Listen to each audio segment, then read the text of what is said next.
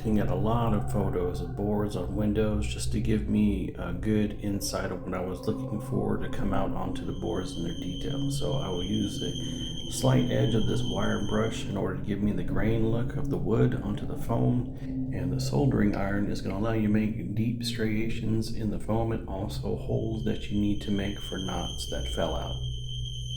So now for this part, you definitely want to go kind of slow at it, but remember the temperature of your soldering iron will determine the depth. So watch as you're doing it to ensure that you're going to getting the depth that you want onto the foam. So here I'll just speed it up, that way you guys will see through it, but I was proceeding nice and easy and slow. That way I was watching it until I seen that I got the depth that I'm looking for these striations in the board. These also will be acting as cracks that are in the board itself, and same for putting the design and making sure, like if I had like a knot in the board, and then also I should try and later on a couple of different boards, put some holes in where knots used to be, but of course they're going to be kind of angled in a way. Now the detailing on the edge of the boards I'm doing is for some really worn out boards, termite rot on them, things like that. So just adds into the creepiness of the board, how it looks in detail and depth as well.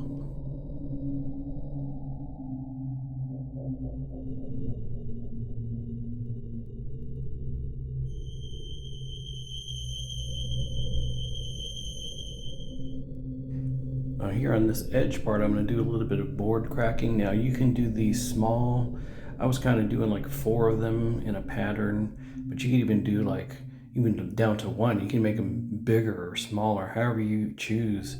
But here for this test board, I'm just going to do 4 small ones, giving them some depth as well, so they can see that they're cracks, worn out cracks that are at the edge of the board. And then some other boards later on I'm going to have like 1 or 2 and make some big ones. So this way I have differentiating of boards as well, so that they're not all the same.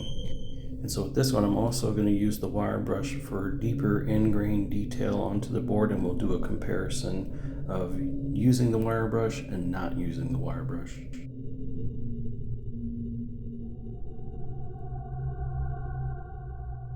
So as you can see here, I'm going to use the wire brush, but I'm going to angle it.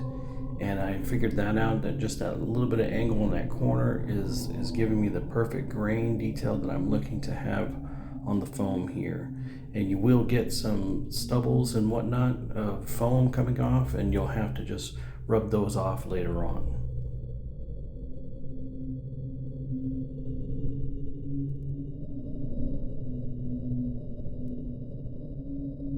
So here I'm just going to take a double check and look at the foam board just to ensure that I'm getting the deep grooves I'm looking to have on here, and I can see that it is turning out great. So I'm going to just continue on, and then later on I'll just clean it off.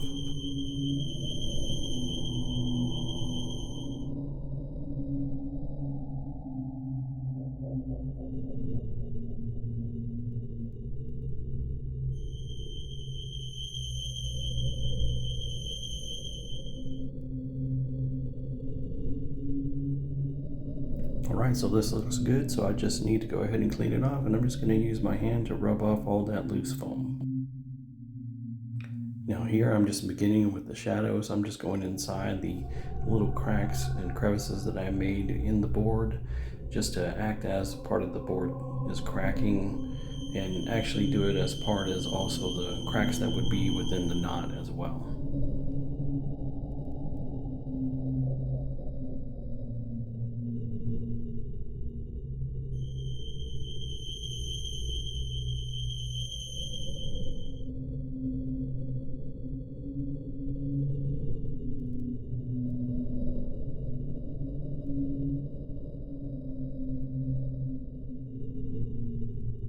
Now I do alternate with this large brush, so that way I can apply some of the paint coverage on top into the high points of the foam, and then at other times I'll just use a foam brush.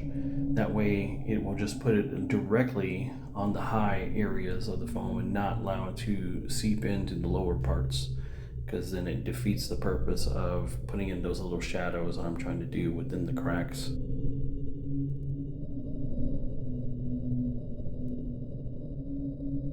So a perfect example, like I was saying, using the brush, it's putting on the high points, but it actually allowed to go into the crack there, and I'll have to go back and add some more shadow paint in there, the dark brown. But here's a closer look.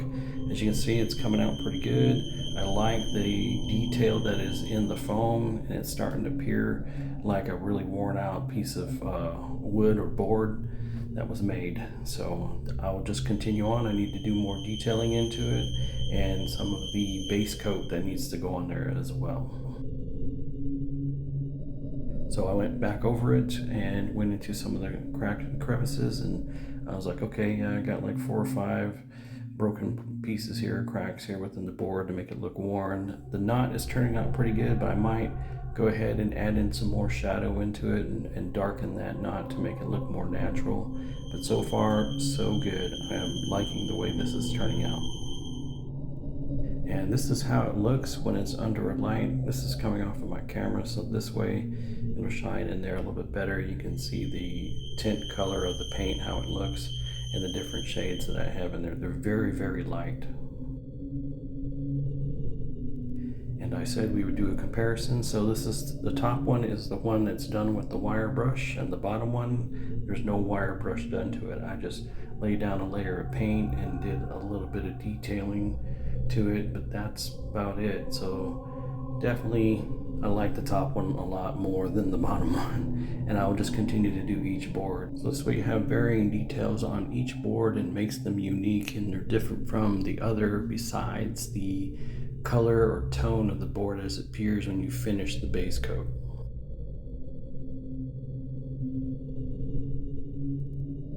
All I was using was the house latex paint and some acrylic paints that I mixed up in the right tone colors I needed.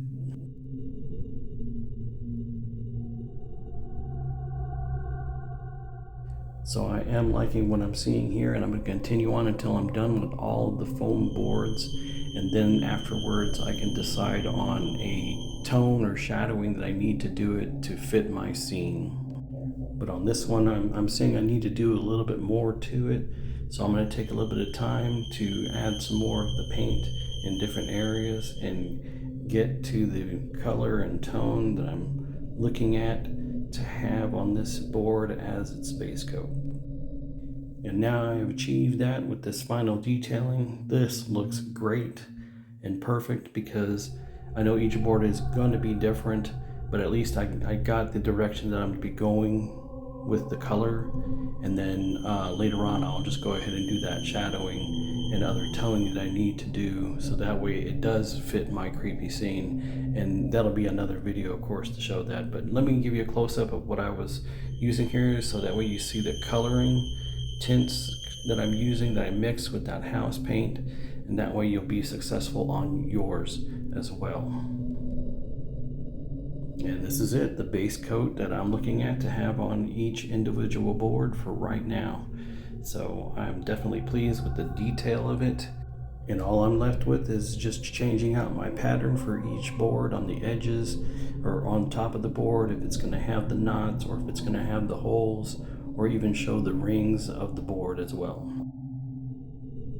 Alright, so here it is under an added light. That way you can see the varying colors that were used to set the tone for this board, and the details of the striations along with the grains that were put into the foam to appear like wood here. So I had to take it outside just to get a better look and just to see how it appears outside on camera.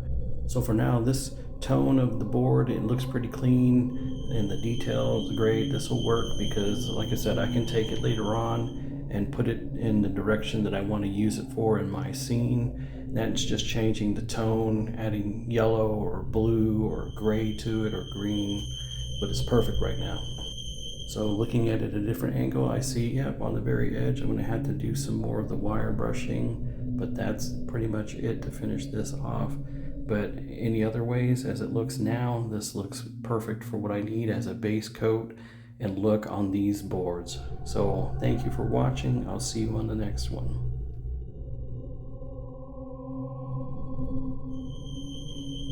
like and subscribe.